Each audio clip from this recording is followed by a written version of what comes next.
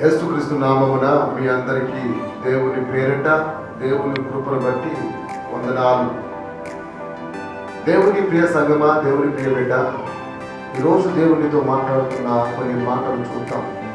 దావీదు కాదు 22వ కీర్తనలో కొన్ని మాటలు భవిష్యత్తులో జరగబోతున్న విషయాలను రాస్తూ మాట్లాడుతున్న మాటలు. ఈ యొక్క కీర్తనలో యేసుక్రీస్తు యొక్క శిలువ సన్నివేశాన్ని మాట్లాడుతున్న మాటలు. కానీ ఈ యొక్క శిలువ సన్నివేశం మాట్లాడుతున్న ఈ మాటలు అద్భుతమైన మాటలు. కానీ దాంట్లో కొన్ని మాటలు తీసుకుందాం. శిలువ సన్నివేశం కంటే దేవుని ప్రసమ ఆ శిలువ సన్నివేశం అందరూ వింటారు.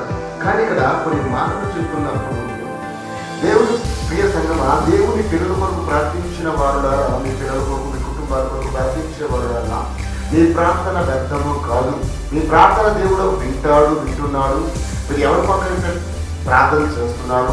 మీ కుటుంబం నిమిత్తమా, మీ పిల్లల నిమిత్తమా, మీ బంధువుల నిమిత్తమా, లేకపోతే మీ పట్టణం కొరకు ప్రార్థిస్తున్న వారులారా, ఇలాంటి మీ ప్రార్థన దేవుడు తప్పకుండా వింటున్నాడు.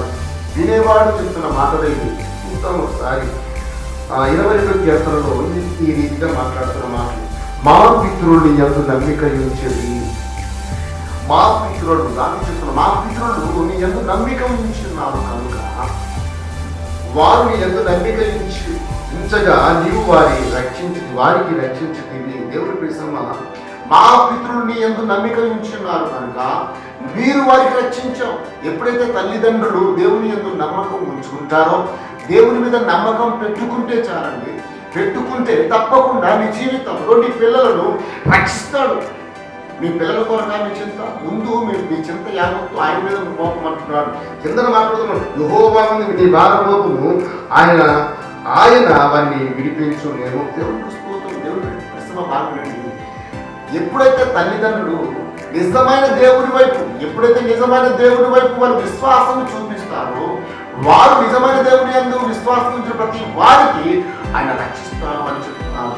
ఈరోజు నీ పిల్లలలో నమ్ముతున్న నీ దేవుడు, నమ్ముతున్న నీ వరకు ప్రాణం పెట్టిన దేవుడు, నీవు నమ్మిన దేవుడు నమ్మకస్తుడు కనుక నీవు ప్రార్థిస్తే ఆ ప్రార్థనకు జవాబు చేయవలసిన నేను నీ పిల్లలకు రక్షిస్తాను. ఎటువంటి భయం పడకుండా నేను మీ కుటుంబాన్ని ఆదరించడానికి మానవుడిగా మనిషిగా ముందుకు వచ్చిన ఈరోజు నీతో మాట్లాడుతున్న మాటలు చూడండి.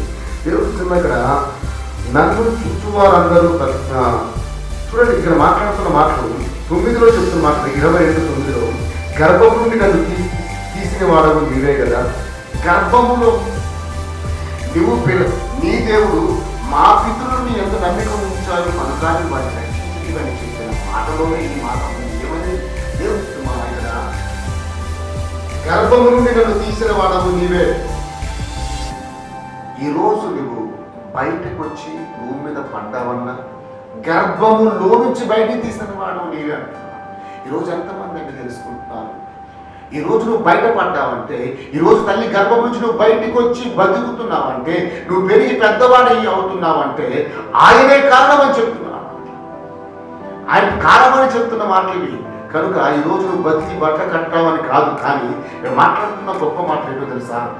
నువ్వు గర్భములో పిండముగా ఉన్నప్పుడే నీ పిండాన్ని అభివృద్ధిపరిచి నీకు బయట ఆయుష్ ఇచ్చి బయట జన్మనిచ్చిన ఆ దేవుడిని నువ్వు నమ్మిక ఉంచితే, నువ్వు గర్భం నుంచి తీసింది ఎవరన్నా తెలుసుకుంటే తప్పకుండా దేవుడి పక్షాన తోడే ఉంటాడు. మీరు మాట్లాడుతున్న గొప్ప మాట ఏంటంటే, నేను నా తల్లి యొక్క స్థాన ప్రాణము చేయుచుండగా నీవే కదా నాకు నమ్మిక పుట్టించింది. నా తల్లి యొక్క స్నానము చేసినా, పానము చేసినా, ఇదిగో బట్టలు వేసినా, ఏం చేసినా నమ్మకం అనేది నీవే నన్ను పుట్టించావు. ఈరోజు చేస్తున్నప్పుడు నమ్ముకో అని చెప్పక్కర్లేదండి. చాలా మంది నమ్ముకొని చెప్పక్కర్లేదు. అతను ఒక్కసారి బైబిల్ పట్టుకున్నా, బైబిల్ యొక్క వాక్యం పట్టుకున్నా, బైబిల్ దేవుని యొక్క కొరకు తెలుసుకుంటే తప్పకుండా నమ్ముతాం. ఎందుకు నమ్ముతావు తెలుసా? ఏమిస్తున్నా నిజమే తల్లి గర్భం నుంచి నేను పుట్టాను కనుక, దేవుడు తోడే ఉన్నాడు, నన్ను గుర్తించాడు. కానీ నువ్వు ఎలా బతుకుతున్నావు? ఆకాశం నుంచి నీరు ఎలాగొస్తుంది, గాలి ఎలాగొస్తుంది, నీకు వెలుతురు ఎలా వస్తుంది? ఒకసారి గమనించావు. నువ్వు గమనిస్తే నువ్వు తప్పకుండా ఆయన మీద నమ్మకం ఉంచుతావు. మనసును చేతులతో అనేక రకాలు చేసుకున్నానికి నమ్మకం ఉంచుకుంటాను. కానీ దేవుడు చెప్తున్నట్టే నేను పైనున్నాను, నువ్వు కింద ఉన్నావు. మానవుడా, నేను పైన ఉంటాను ఎప్పుడు. దేవుడు అనేవాడు పైన ఉంటాడు, మానవుడు అనేవాడు కింద ఉంటాడు. కింద ఉన్న మానవుడు ఆయనకి ఆరాధన చేయాలి. కిందున్న మానవుడు ఆయనకు రక్షించమని చెప్తే పైనుంచి ఆయన వచ్చి రక్షిస్తాడు. కనుక ఆయన మీద నమ్మకం ఉంచండి చాలు. దావీదు యొక్క పితరులు ఆయన మీద నమ్మకం ఉంచారు కనుక ఆయన చెప్తున్న మాట ఏంటో తెలుసా, ఆయన రక్షించావు కదా అని మాట్లాడుతూ, తల్లి గర్భములో నన్ను రూపొందించిన వాడు నీవే, నన్ను బయటికి రప్పించిన వాడేవే నీవే అంటున్నాడు. గర్భవాసన మొదలుకొని నాకు ఆధారము నీవే. గర్భములోనికి ఎవరు ఆదరిస్తున్నారంటే, బయట అంటే ఆదరిస్తారు, గర్భములోనికి ఎవరు ఆదరిస్తున్నారు? ఆ పేగుల మధ్యలో చిన్న మాంసం కండవలే, మాంసం ముద్దవలే, ఒక ముద్దవలే నువ్వు ఉంటే అక్కడ ఆదరణ కూడా ఇస్తున్నారు. గాలిలో కనిపిస్తున్నారండి. ఆదరించిన వాళ్ళు నీవే కాదు మాట్లాడుతున్నాను. గర్భవాసునైతే మొదలుకొని నాకు ఆధారము నీవే, నా తల్లి నన్ను కన్నది మొదలుకొని నా దేవుడము నీవే, నా తల్లి కన్నది మొదలుకొని నీవే నా దేవుడు. ఈరోజు దేవుడు నా తల్లి నన్ను కన్నప్పుడు నేను యేసు ప్రభు నమ్మలా. నా తల్లి యేసు ప్రభు దేవుడే నాకు తెలియజేయలేదు. నా తల్లి నాకు యేసు ప్రభే రక్షకుడు అని చెప్పలా. కానీ దేవుడు మన తన కన్నది. కానీ కొన్ని దినాల తర్వాత, కొన్ని రోజుల తర్వాత, పెరిగి పెద్దవాళ్ళు అయిన తర్వాత అసలు దేవుని యొక్క గుణం ఏంటి, దేవుని కొరకు ఏంటి, దేవుడు అనేవాడు ఎలా ఉంటాడు, దేవుని యొక్క మనస్తత్వం ఏంటి, దేవుని యొక్క ఆలోచన ఏంటి, దేవుని యొక్క మనసు ఏంటి, ఉద్దేశములు ఏంటని కనిపెట్టిన తర్వాత దేవునికి ఒక ఉద్దేశం ఉంది. సర్వమానవులు బాగుండాలనే ఉద్దేశం దేవుడు. అప్పుడు తెలుసుకున్నాను, దేవుడు అనేవాడు మొక్కుకోడు, దేవుడు అనేవాడు నా దగ్గరకు వచ్చి నాకు ఇది వండి అది వండి అడగడు. కనుక దేవుడు అనేవాడు మనిషిని మేలు చేసేవాడు. మా దేవుడు ప్రతి దినము పలకరించేవాడు దేవుడు, ప్రతి దినము భయపెట్టేవాడు దేవుడు అవడు. ప్రతి దినము దేవుడు భయపెట్టేవాడు దేవుడు అవడు. కానీ ప్రతి దినం పలకరించేవాడు, ప్రతి దినం ప్రేమ చూపించేవాడు, ప్రతి దినము మనం బాగుండాలని కోరుకున్నవాడు, మన కొరకు శ్రమపడువాడు, మన కొరకు బాధపడువాడు, మన కొరకు హింసలు పడువాడు, మన కొరకు నిందలను అనుభవాలను భరించేవాడే దేవుడు.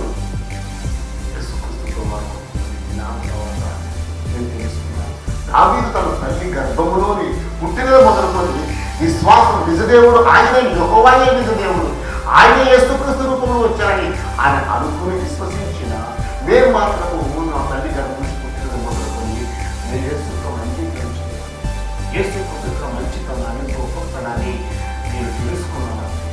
ఈరోజు దేవుని సమూహంగా సాక్షి చెప్తున్నామంటే యేసుప్రభు యొక్క విశ్వాసం చూసి, యేసుప్రభు నమ్మిన వారు చూసి వాళ్ళ ఇష్టానుసారంగా నడుస్తుంటే ఈ యేసుప్రభు నమ్ముతున్నారు అనుకుంటున్నాం, నమ్మారంటారు కానీ ఇది చేసింది పాడుపడలేరు అనుకుంటున్నాం. కానీ యేసుప్రభు పాడుపనులు చేసుకునే కదా.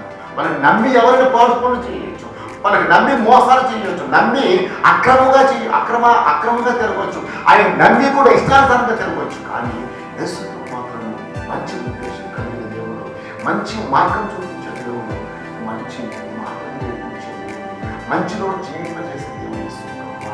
నిజమే, నేను పుట్టినప్పుడు యేసుప్రభు నమ్మలేదు, కానీ నేను పెరిగి పెద్దవాడిని తర్వాత యేసుప్రభు నాకు తెలుస్తున్నా. ఆయన గుణం ఒకటే ప్రేమించేది, ఆయన గుణం ఒకటే ఓర్పు ఎక్కువ. ఆయనకి చాలా సరళమైన ఓర్పు.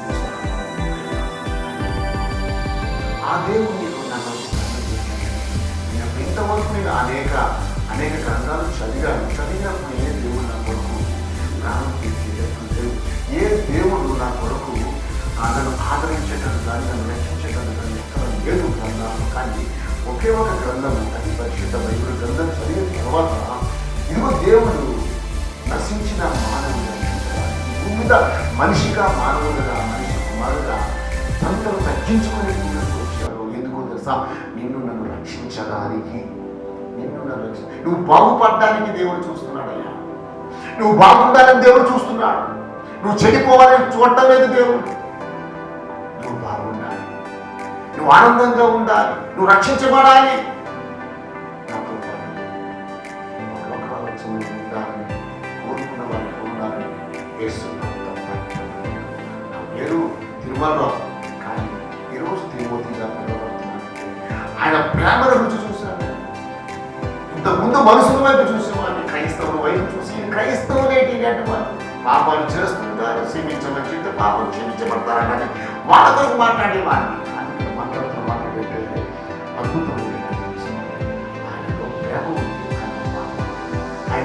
ఉంది, ఆయనలో ప్రేమ ఉంది, ఆయనలో ప్రేమ ఉంది, ఆయనలో ప్రేమ ఉంది. కానీ ఆయన సహించే గుణము లేదు, సహించే గుణం చెప్పని అంత గొప్ప దేవుని రోజు నీ ఎప్పుడో వస్తున్నప్పుడు నువ్వు బాగుపడాలన్నా, నువ్వు బాగుపడడానికి దేవుని దర్శిస్తుంటే కళ్ళు దర్శిస్తాడు, వాక్యం ద్వారా దర్శిస్తాడు, అనేక సాక్ష్యాల ద్వారా దేవుడు దర్శిస్తే నువ్వు రాకపోవడానికి చెడిపోవడానికి ఇష్టపడేవా? నిజమైన దేవుడు, నిజమైన వెలుగు ఉండేట్టుగా నిజంగా రావడానికి చాలా మంది ఇష్టపడతారు. అబద్ధం వైపు, తప్పు వైపు నడవడానికి ఇష్టపడతారు. ఎందుకో తెలుసా? నిజమైన దేవుడి యొక్కకు వస్తే నీ పాపాలు ఎక్కడ బయటకు వస్తుందని చాలా మంది దేవుడు ఆలైపోతున్నారు. కనుక దయచేసి దేవుని ప్రియమ వినండి. ఈరోజు యేసయ్య నేను పిలుస్తున్నాను, నేను బాగు చేయాలి. యేసయ్య నేను పిలుస్తున్నాను. నీ యొక్క సమస్యలు, నువ్వు బాధలు అనేకులతో చెప్పుకుంటున్నావు, కానీ నీ బాధలు తీరటం లేదు. ఈరోజు యేసయ్య నేను పిలుస్తున్నాను. నీ బాధ నాతో చెప్పుకో. నీ బాధ నాతో కానీ చెప్పుకుంటే తప్పకుండా నేను నీ బాధలలో నేను నెమ్మదిస్తాను, నీ బాధ నుంచి విమోచిస్తాను, నీ బాధ నుంచి విడుదలిస్తాను. కనుక దేవుడి విషయంగా ఈరోజు దేవుడు నేను దర్శిస్తున్నాను. తల్లి గర్భంలో నువ్వు ఎలా పుట్టావో తెలుసా? తల్లి గర్భం నుంచి ఎవరిని నువ్వు బయటకు తీసారో తెలుసా? ఆయన చేసుకున్నావు. నువ్వు ఏ రూపంలో ఉన్నావో తెలుసా? ఆయన రూపంలో ఉన్నావు. ఆయన రూపంలో ఉంటున్న నీవు ఆయన తీసుకోలేదు. అందుకోసడానికి మా పితరులు నీ ఎంత నమ్మిక ఉంచారు కాబట్టి వాళ్ళు రక్షించాలి. ఎందుకో ఈరోజు నేను నమ్ముకున్నాను దేవుడు, నేను నమ్మాను వేసుకున్నాను కనుక నన్ను రక్షించడానికి నన్నే కాదు నాకు ఇదిగో ఈరోజు నిన్ను కూడా రక్షించడానికి దేవుడు తోడే ఉన్నాడు. ఆయన నమ్మిక కొంచెం, ఆయన విశ్వాసం కొంచెం, గర్భంలో నువ్వు ఎలా బయటకు వచ్చావు తెలుసా? ఈరోజు ఇంత పెద్దవాళ్ళు ఏమంటే ఏది లోకం ఆయన గొప్పది. ఆ గొప్పమైన దేవుడు పిలుస్తున్నాడు. పిలిచిన తర్వాత ఆయన చెప్తున్న మాట్లాడతా నా యొక్కకు వచ్చిన వాటి ఎంతమంది నేను దేవుడు పిలుస్తాను. ఈ తల్లి గర్భములో కనుక దయచేసి మీరు కూడా నమ్మండి, ఆయన ఆశీర్వాదాలు పొందండి, ఆయన దీవెన పొందండి, ఆయన రక్షణను పొందండి. దేవునికి లోబడంటే అపవాదం ఎప్పుడైతే లోబడతామో దేవుని ఎదురు వస్తావు, ఆయన ఎదురు వస్తావు. దేవుని ఎదురు రాకుండా నా కొరకు ప్రార్థన చేయండి, నేను వస్తానులే. ఎప్పుడు వస్తావు? నీతోనే మాట్లాడుతుంది. నువ్వు ఎప్పుడు వస్తావు చెప్పు? నువ్వు ఎప్పుడు వస్తావు? నీకు ఇష్టం వచ్చినప్పుడు వస్తావు, నీకు ఇష్టమైనప్పుడు వస్తావా? ఈలోగా నీ ఇష్టాలన్నీ మారిపోతాయి. నీ ఇష్టాలన్నీ, నీవు అనుకున్న ఇష్టాలన్నీ నీ జీవితంలో జరగవు. దేవుడు చెప్తున్న మాట ఒకటి, ఇష్టం వచ్చినప్పుడు మొట్టమొదట దేవుని ఎదురు నువ్వు నా యుద్ధకు వచ్చినట్లా నేను నీ యుద్ధకు వస్తాను. నువ్వు నాకు లోపడి నేడలా నేను ఏం చేస్తాను? అపవాదిని దృష్టిని తరువు, గద్దించు, అపవాదిని ఎదిరించు. నేను ఎదిరించమన్నాడు తెలుసా? అపవాదిని ఎదిరించు. నీకు రానివ్వకుండా బంధిస్తుందే అపవాది, దేవుడి దగ్గరికి వెళ్ళకుండా చేస్తుందే దాన్ని బంధించు, దాన్ని ఎదిరించు. ఎదిరించరా యేసయ్యలో ఎదిరించు. అందరినీ ఎదిరించి వచ్చిన తర్వాత నువ్వే ఆశీర్వాదం, అందరికీ నువ్వే ఆశీర్వాదం కాకుండా మాట్లాడుతావు. అందుకోసం దేవుడు యాకోబు రాసిన పత్రికలో మాట్లాడితే దేవుడి యొక్క రండి, ఆయన వస్తాను. దేవుడి యొక్క రావు, దేవుడు చేసిన కార్యం కావాలంట, కానీ దేవుడి యొక్క రా వస్తాయి. ఆయన వద్ద నీ యొద్దకు వస్తాడు తప్పకుండా. వచ్చిన తర్వాత నీ జీవితంలో నెమ్మది పెరుగుతుంది, నీ జీవితంలో సమాధానం లేదేమో సమాధానం దొరుకుతుంది. నీ జీవితంలో ఏదైతే భయము ఆందోళన ఉందో ఆ భయాల నుంచి ఆందోళన నుంచి విడుదల ఇచ్చిన దేవుడు ఆయన. నువ్వు దేవుడి దగ్గర వచ్చాయి, అపవాదిని ఎదిరించు. నీకు ఏదైతే ఈ దేవుడి దగ్గర వెళ్ళకుండా ఆపుతుందో, ఏదైతే ఏ మతం అయితే ఏ కులం అయితే నేను ఆపుతుందో, ఏ కుటుంబం అయితే ఆపుతున్నారో ఆ కుటుంబాన్ని ఎదిరించి దేవుడి దగ్గర నేను ఎదిరించి యేసయ్య దగ్గరకు వచ్చాను. నా కుటుంబం అంతా ఈరోజు యేసు దగ్గరకు వచ్చాను. వాళ్ళందరూ సమాధానంతో ఉన్నాం. ఎదిరించే ధైర్యం లేకపోతే నేను దేవుడికి దివ్యమైన రక్షణ నువ్వు పొందలేవు. ఎదిరించాలి. నువ్వు పాపాన్ని ఎదిరించు, మోసాన్ని ఎదిరించు.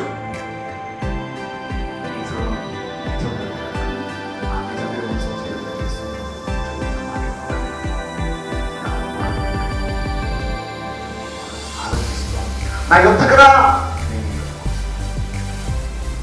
అపవాదులు ఎదిరించు, దుష్టుని ఎదిరించు, పాపాన్ని ఎదిరించు.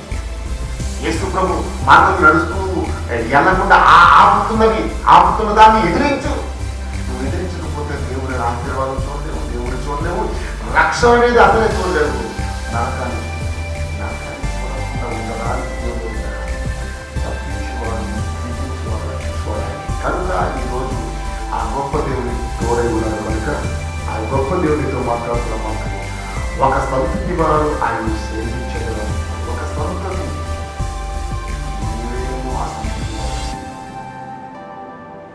నీవేమో ఆయన సంతతి వాడవు. కనుక ఆయన సేవించడానికి రా. ఆయన సేవ చేయడానికి నిన్ను పిలుస్తున్నాడు దేవుడు. నిన్ను సేవకుడిగా పిలుస్తున్నాడు దేవుడు. తల్లి గర్భంలో తీసింది నేనే, తల్లి గర్భం నుంచి బయటికి రప్పించింది నేనే. నీవు స్నానము చేసింది, భోజనం చేసింది, వస్త్రాలు కట్టడం సమస్తము నేను కలుగు చేసింది నేనే. గాలిని పంపించింది నేనే, ఊపిరి ఆడించింది నేనే. ఊపిరి బంద్ చేయాలి కానీ నా యుద్ధకు రామని పిలుస్తున్నాను. ఎందుకయ్యా ఒక సంతతి వారు ఆయన యుద్ధకు ఆయన సేవిస్తారు. నువ్వు ఆయన సేవిస్తే, ఆయన సేవ చేస్తే రాబో తరములకు ప్రభువును గురించి వివరించు. రాబోయే తరాన్ని నువ్వు వివరిస్తావు. ఇదిగో నేను మోసంలో జన్మించాను, నేను అబద్ధంలో ఉన్నా, ఇదిగో నేను ఎంతో వచ్చాను.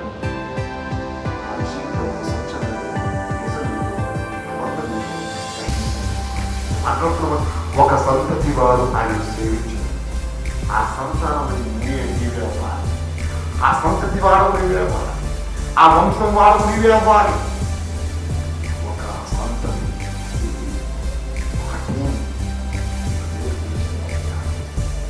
జీవితాన్ని గొప్ప చేయాలి. ఏదైతే లేదని బాధపడుతూ భయపడుతూ మా స్థితి జీవితాన్ని నాకు సేవ చేయడానికి రా. నా యందు విశ్వాసం ఉంచు, నన్ను నమ్ము. తల్లి గర్భములో నేనే చెబుతూ రాబో తరములకు ప్రభువును గురించి దేవునికి స్తోత్రం. రాబోయే దినాల్లో అనేకులకు యేసు ప్రభు కొరకు వివరించడానికి, యేసు ప్రభు చెప్పడానికి, యేసు ప్రభు యొక్క గుణ లక్షణాలను తెలియజేయడానికి, యేసు ప్రభు యొక్క మంచి ప్రేమను అనేకులకు తెలియజేయడానికి దేవుడు నిన్ను పిలుస్తున్నాడు.